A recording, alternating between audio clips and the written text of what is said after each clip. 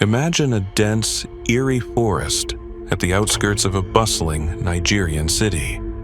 The air feels thick with suspense. The silence is almost loud, a silence that hides secrets too terrifying to imagine. This is Soka Forest. For the residents of Ibadan, the name Soka is whispered in hushed tones. It's not just a place, it's a symbol of fear and tragedy. A place where people disappear without a trace.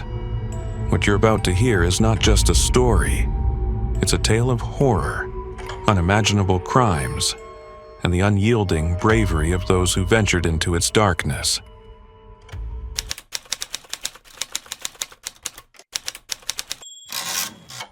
Ibadan, a city alive with noise and chaos, is known for its bustling motorcycle taxis, Okadas.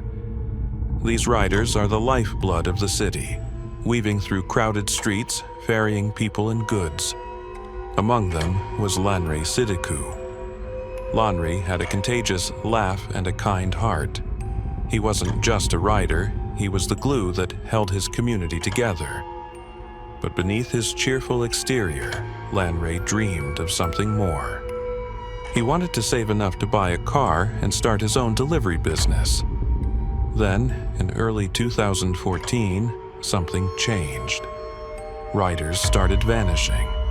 First one, then another, and another. Each disappearance came without warning, leaving behind desperate families and unanswered questions. One of Lanre's close friends, Tunde, couldn't shake the uneasiness. "Lanre, do you ever think about the dangers we face?" Lanre laughed it off. "Danger is part of life, my friend, but we can't stop living." And then, Lanre Sidiku became the next to vanish.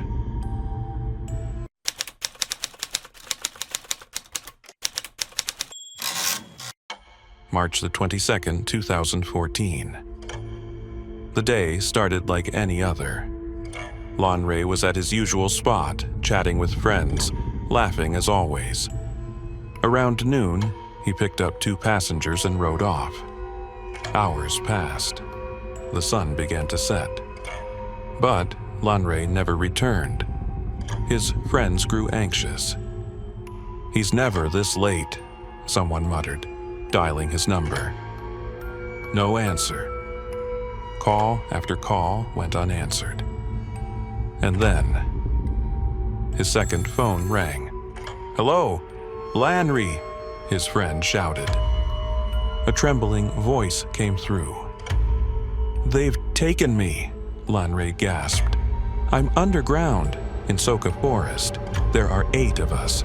Please, help." In the background, muffled screams and cries. And then, silence. The line went dead. The riders froze. Their hearts pounded. But fear quickly gave way to determination.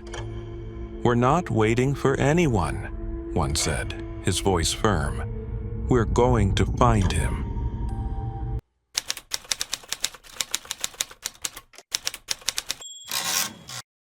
That night, 40 riders gathered at the forest's edge. Their headlights pierced the darkness, casting long, eerie shadows. Lanre's last clue, a path marked by 2 burnt-out cars, was their only guide. "Stay close," whispered Tunde, gripping a stick tightly. The path ahead was nearly invisible, overgrown with dense vegetation. The forest seemed to close in around them. Suddenly, a shadow moved. A man stepped out. He raised a gun and opened fire. "Run!" someone shouted.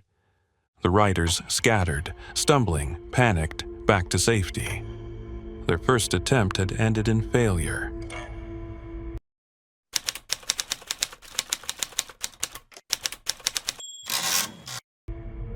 By dawn, the riders regrouped. This time, they weren't alone. Riders from neighboring meetup spots had heard about Lanre's call for help. Over 100 determined Okadas stood ready to face the unknown. But this time, they weren't just armed with flashlights. They carried sticks, knives, and most importantly, courage. "This time," said one rider, gripping a makeshift club tightly, "we fight back." The forest loomed ahead, its shadowy depths seeming to dare them to enter, but their determination was unshaken. "Lanre would do the same for us," Tunde said. His voice was steady, but his hands trembled slightly as he spoke. "No hesitation. Let's bring him back." The riders marched into the forest. Their footsteps crunched loudly on the dry leaves. The forest seemed to close in tighter with every step. The air felt heavy, like it was fighting them. Then, they heard it. A faint metallic clanking sound. "Did you hear that?" one rider whispered, stopping dead in his tracks. Everyone froze. The sound grew louder, closer, but there was no time to react. From the shadows, men with weapons emerged. And this time the Okadas were ready. Shouts, clashes, and chaos erupted as the riders fought back. The battle was fierce, but their numbers and resolve overpowered the attackers. The path to the heart of Soka Forest was now open. The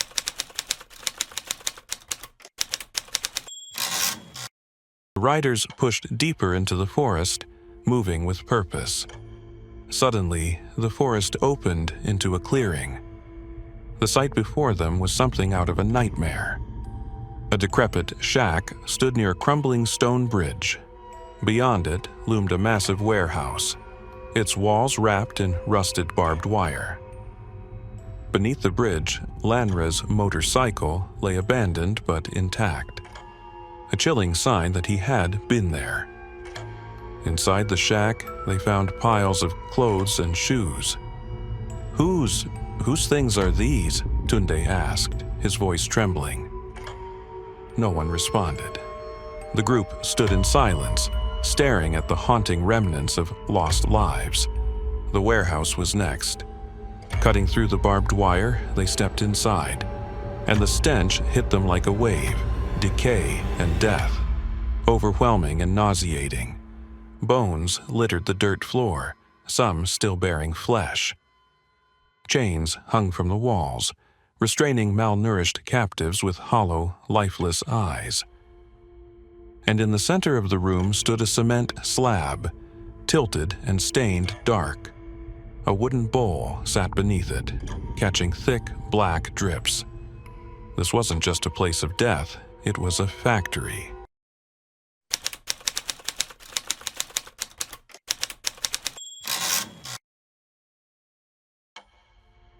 The truth was worse than anyone could have imagined.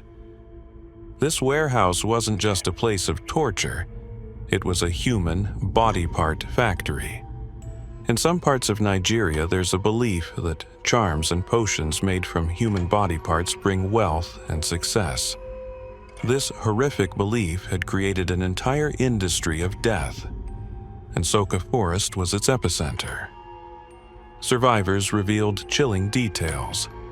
Victims were dragged to the slab, their body parts harvested while they were still alive. The perpetrators treated human lives like commodities, just another business transaction. Tunde clenched his fists, his anger bubbling over. How could they do this? These were people, families, dreams, all destroyed for greed.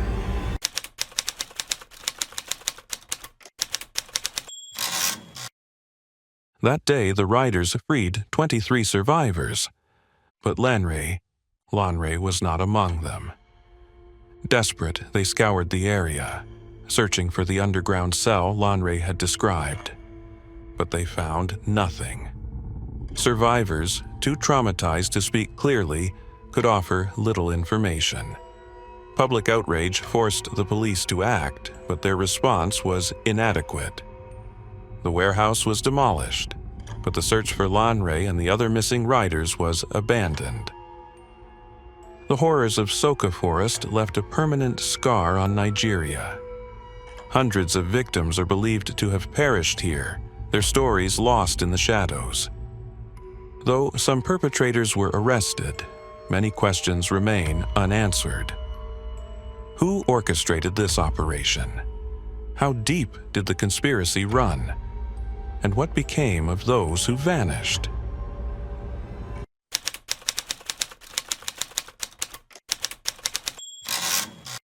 The Shadows of Soka Forest is more than just a story of horror. It's a reminder, where shadows thrive, vigilance must prevail. For every Lanre who is lost, there must be those who refuse to stop searching.